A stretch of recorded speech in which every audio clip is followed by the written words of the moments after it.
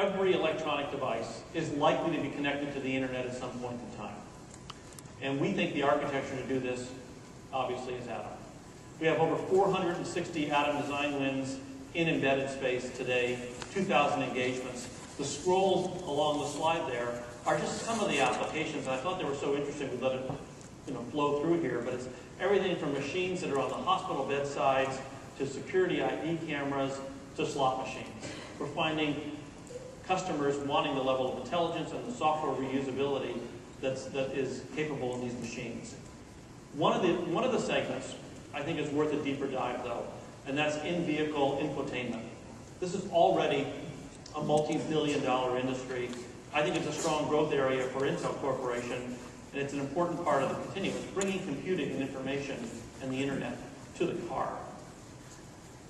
This is a chart that shows how fast in-vehicle infotainment systems are growing. 17% CAGR, even in this environment with depressed automotive sales.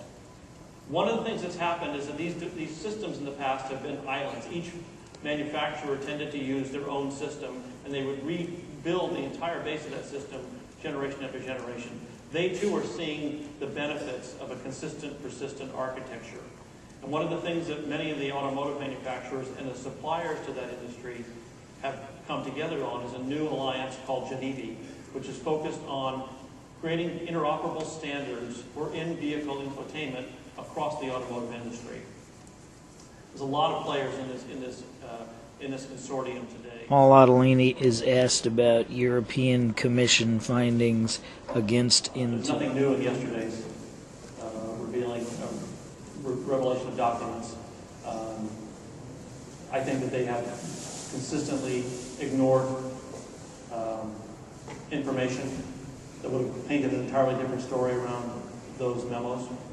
I think we have customers who are willing to state that the characterization of that customer, in particular Dell, in those documents was wrong. I encourage you to talk to Dell about that. We don't behave in the way that they weave together from their salacious emails, and I fully expect that we'll be exonerated on appeal.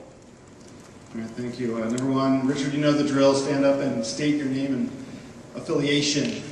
Good morning, Paul. Richard Doherty with the Engineering Group, and thanks for a very compelling keynote and on time.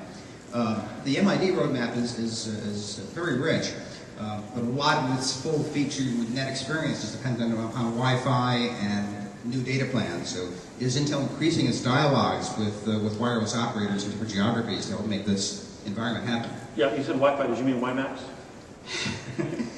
WiMAX where you can get it? Yeah, WiMAX when you can get it. Well, sure, Wi-Fi is out there now, that's why I asked. Yeah, we are working with a number of countries, not just Clearwire here in the United States, but you have active services today in Japan and in Russia and places like that, where there's spectrum auction coming up in India with spectrum specifically dedicated to WiMAX. And I think you'll see a lot of activity around those in terms of rolling out a fourth generation network. I also think that the announcement yesterday out of the FCC about net neutrality extending down to handsets will help keep those pipes wide open for content along the lines of what we showed today. Paul Otellini is asked about Qualcomm and Intel potentials for direct competition and for cooperation. What will the milestones be for us to figure out who's doing how well with that? Well, you can count the numbers at the end of the game would be the measure. But I don't really see it as an impending, I think it was a word you used, business conflict. There are areas where we compete with Qualcomm, there's areas that we cooperate with them. It's a classic cooperation model. We're helping them with their Gobi modems, 3G modems into our notebooks and netbooks. That we're doing that because it makes good business sense. They have some products that compete with us, but they also, in general, are communications focused for most of their business, and we are compute focused for most of our business. So the opportunity to cooperate, I think, going forward is large, and I wouldn't necessarily draw this as one of those epic business conflicts.